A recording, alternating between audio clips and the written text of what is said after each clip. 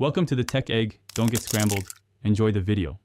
In this video, I will show how to draw the Hyundai Kona. Begin by sketching the fundamental shapes that define the Kona's structure.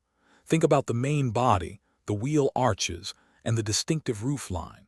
Use a light hand for these initial lines, as they are just guides. This foundational step is crucial for ensuring your drawing has accurate proportions and a balanced appearance from the very start. Take your time to get these basic forms right. Now let's bring out the Kona's unique character. Pay close attention to the split headlight design, a signature element. Then, define the cascading grille, giving it depth.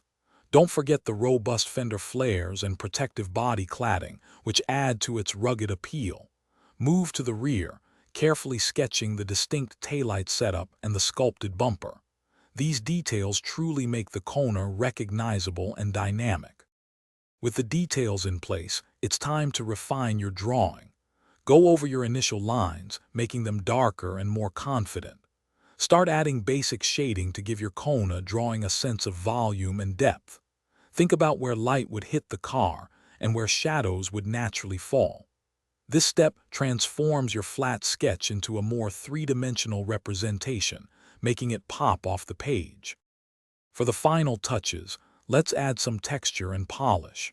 Give the tires a realistic tread pattern and add subtle reflections to the windows and metallic elements. Consider the texture of the plastic cladding and other trim pieces. Take a step back and review your entire drawing.